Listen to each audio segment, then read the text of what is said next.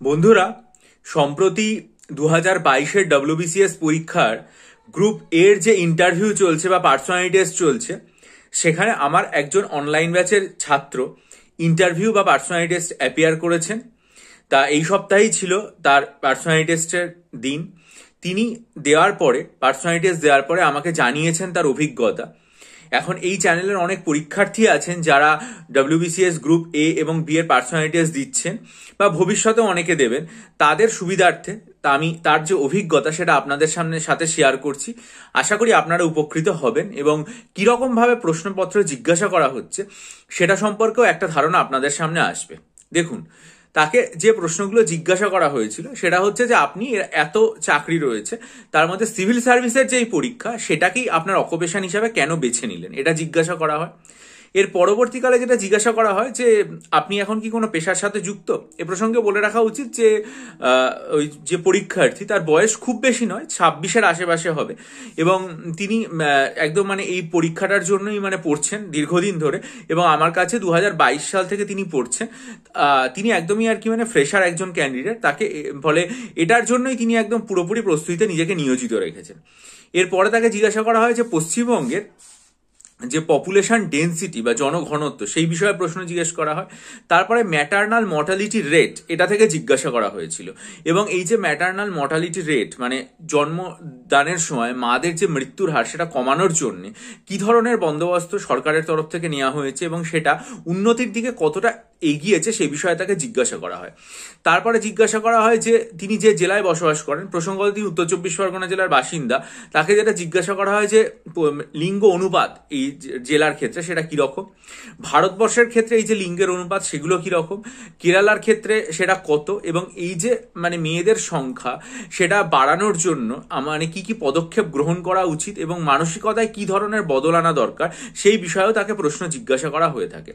এরপরে পশ্চিমবঙ্গের যে এন্ডেঞ্জার্ড স্পিসিস সেই বিষয়ে জিজ্ঞাসা করা হয়, আমাদের রাজ্যের যে স্টেট এনিম্যাল এটা সম্পর্কে জিজ্ঞাসা করা হয়। আর একটা কথা যেটা জিজ্ঞাসা করা হয় যে আপনি তো যে গ্র্যাজুয়েশন কমপ্লিট করেছেন সেটা হচ্ছে জুলজিতে, তাহলে আপনি জুলজি অপশনাল সাবজেক্ট কেন নেননি, এই প্রশ্নটাও তাকে জিজ্ঞাসা করা হয়েছিল। এগুলো তাকে শ্রদ্ধেয় রেসপেক্টেড যে ম্যাডাম রয়েছেন, বোর্ডের যিনি চেয়ারম্যান মহাশয় ছিলেন, তিনি এগুলো জিজ্ঞাসা করেছিলেন।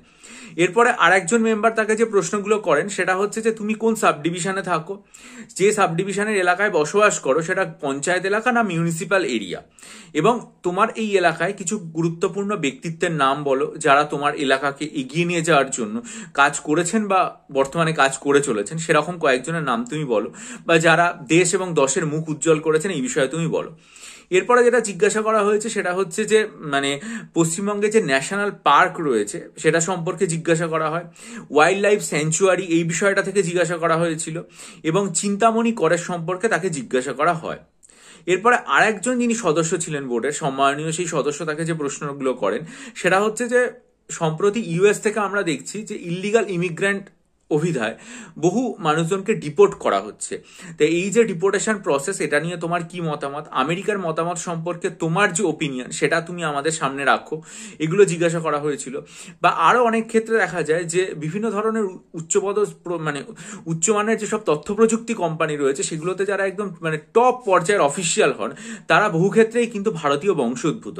সেক্ষেত্রে ভারতের জনগণের যে মেধা এবং দক্ষতা সেটা কতটা উচ্চমানে পৌঁছেছে এবং সেটাকে বিশ্ব কিভাবে ব্যবহার করছে সেই বিষয় সম্পর্কেও তাকে প্রশ্ন জিজ্ঞাসা করা হয়। এরপরে তাকে যেটা জিজ্ঞাসা করা হয় যে ভারতবর্ষের প্রথম মহিলা চিফ মিনিস্টারকে, তিনি কোন রাজ্যের, তারপরে তাকে ভারতবর্ষের স্বাধীনতা আন্দোলনের ক্ষেত্রে মেয়েদের যে অবদান সেই বিষয়ে জিজ্ঞাসা করা হয়, পদ্মজা নাইডু তার সম্পর্কে জিজ্ঞাসা করা হয়েছিল।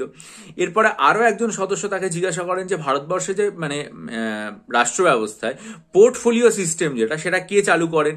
তারপরে হচ্ছে যে যখন ভারতবর্ষ স্বাধীন হয় সেই সময় ব্রিটেনের যিনি রাজা তার সম্পর্কে প্রশ্ন জিজ্ঞাসা করা হয়। মোটামুটি এই প্রশ্নগুলোই তাকে জিজ্ঞাসা করা হয় এবং তারপর বোর্ডের একজন সিনিয়র মেম্বার তাকে যেটা বলে যে তোমার ইন্টারভিউ শেষ হয়েছে। তা আমি তাকে জিজ্ঞাসা করলাম যে পুরো যে ইন্টারভিউতে কথোপকথন চলেছিল, হ্যাঁ, এই জায়গাটাতে মোটামুটি কতক্ষণ সময় লেগেছিল, বললো প্রায় আধ ঘন্টার কাছাকাছি তার ইন্টারভিউ হয়েছে। তাকে ভাষার বিষয়ে জিজ্ঞাসা করেছি, বলেছে যে প্রথম দিকে ইংরেজিতে হলেও আস্তে আস্তে তারা বাংলায় শিফট করেন এবং বাংলাতেও অনেক কথাবার্তা, অর্থাৎ বাংলা বা ইংরেজি পুরোটা মিশিয়েই তাদের মধ্যে কথাবার্তা হয়েছিল। আর একটা যেটা, তাকে আমি জিজ্ঞেস করলাম যে মানে তার কতগুলো প্রশ্ন সে বলতে পেরেছে বা কতগুলো পারেনি এই বিষয়ে। তা ও আমাকে যেটা জানিয়েছে সেটা হচ্ছে যে সমস্ত প্রশ্নগুলোর উত্তরই মোটামুটি ও দিতে পেরেছে, সময় নিয়ে ধৈর্য ধরে তারা শুনেছেন। শুধু ও যে জায়গাটাতে পারেনি সেটা হচ্ছে যে পদ্মনাথ নাইডু মহাশয়ের যে অবদান ভারতের স্বাধীনতা আন্দোলনের ক্ষেত্রে বা তার যে রোল, এই জায়গাটা ও খুব একটা ভালো করে বলতে পারেনি। এবং ও সেটা মানে বোর্ডের যারা সদস্য ছিলেন তাদেরকে অত্যন্ত বিনম্রতার সাথে এটা জানিয়েছে যে স্যার আমি দুঃখিত বা ম্যাডাম আমি দুঃখিত, আমি এই জায়গাটা জানি না, আমার এটা জানা নেই। আপনারা যখন আমায় প্রশ্ন করলেন এবং আমি দেখলাম যে এই জায়গাটাতে আমার নলেজ অনেক কম, আমি নিশ্চয়ই বাড়িতে এই বিষয়টা থেকে জেনে নেবো এবং দীর্ঘভাবে আর কি মানে এটা পর্যালোচনা করবে, এটা জানিয়েছে আর কি মানে বোর্ডের সদস্যদের। আর মানে এই জিনিসটা খুব ভালো যে আমি যদি কিছু না জানি, কারণ একজন মানুষ একটা জিনিস নাই জানতে পারে, বা একজন অফিসার যখন কোনো একটা কাজ করবেন তিনি একটা সমস্যায় পড়তেই পারেন যখন তিনি সেটা জানেন না, তার সামনে নতুন, তখন সেক্ষেত্রে যে নম্রতার সাথে সেই না জানাটাকে স্বীকার করে নেওয়া এবং স্বীকার করার পরে যে সেটা শিখে নেওয়ার একটা কথা বলে, এটা নিশ্চয়ই আর কি মানে একটা পজিটিভ দিক বলে আমার মনে হয়েছে। আর একজন পরীক্ষার্থীর সাথে বেশ অনেকটা সময় জুড়ে কথা বলা হলো, এটাও বেশ ভালো দিক। যাই হোক, এরপর আলটিমেটলি তার মেন পরীক্ষা যে লিখিত পরীক্ষার নম্বর এবং তার যে এই পার্সোনালিটি টেস্টের যে নম্বর সেটা মিলিয়েই তো আলটিমেটলি মেরিট লিস্ট তৈরি হবে। দেখা যাক যে শেষ পর্যন্ত কি হয়, আমরা সবসময় মানে ভালোরই প্রত্যাশা করব। তাই এটাই হচ্ছে তার মানে মোটামুটি প্রশ্ন। তাহলে আমরা যেটা বলার সেটা হচ্ছে যে যে জায়গাগুলো থেকে আমরা অনেক সময় এক্সপেক্ট করি যে প্রচুর প্রশ্ন আসবে, সেটা হচ্ছে অপশনাল সাবজেক্ট থেকে জিজ্ঞাসা ভাবি, বা আমরা আর একটা জায়গা থেকে আর কি মানে প্রশ্ন সম্পর্কে ভাবি, সেটা হচ্ছে যে বর্তমান ভারতবর্ষের যে অর্থনীতি সেটা থেকে অনেক সময়, বা সংবিধান থেকে, কিন্তু সেই জায়গাগুলো থেকে কিন্তু খুব একটা বেশি প্রশ্ন আসেনি। ব্যক্তিগত জীবন, তিনি কোন এলাকায় থেকেছেন সেই জীবনটা সম্পর্কে, ইতিহাস থেকে কিছু প্রশ্ন এসছে, তারপরে হচ্ছে তিনি ন্যাশনাল পার্ক বা এই জায়গাগুলো থেকে প্রশ্ন এসছে, আর যে মানে লিঙ্গ অনুপাত এই জায়গাটা কত, সামাজিক কিছু সমস্যা যেটা রয়েছে এবং ভারতবর্ষের যে বিদেশ নীতি বা অন্য দেশের বিদেশ নীতির প্রভাব যে ভারতের ওপর পড়ছে সেই বিষয়টা থেকে মোটামুটি প্রশ্ন জিজ্ঞাসা করা হয়েছে। এখন আরো পরীক্ষার্থী তারা ইন্টারভিউ দিয়ে যদি আমাকে জানায়, হ্যাঁ, তাহলে নিশ্চয়ই আমি আপনাদের সামনে রাখবো, যাতে আপনারা যারা ইন্টারভিউ দিচ্ছেন তারা ভালো, এবং আপনারাও যদি আমাকে জানান যে আপনাদের কিরকম ইন্টারভিউ হচ্ছে বা কি ধরনের প্রশ্নপত্রের মুখোমুখি আপনারা হচ্ছে, তাহলে সেগুলো আমি আমার চ্যানেলে রাখবো, যাতে ভবিষ্যতে পরীক্ষার্থী যারা ইন্টারভিউ দেবেন বা এই বছরেই যারা আরো ইন্টারভিউগুলো দেবেন বা ফেস করবেন, যাতে তারা ব্যাপারটা জানতে পারেন। এটাই হচ্ছে ভিডিওর বক্তব্য। ভালো লাগলে লাইক করুন, বন্ধুদের মাঝে শেয়ার করুন এবং অবশ্যই আপনাদের মূল্যবান মতামত দিয়ে আমায় ঋদ্ধ করুন।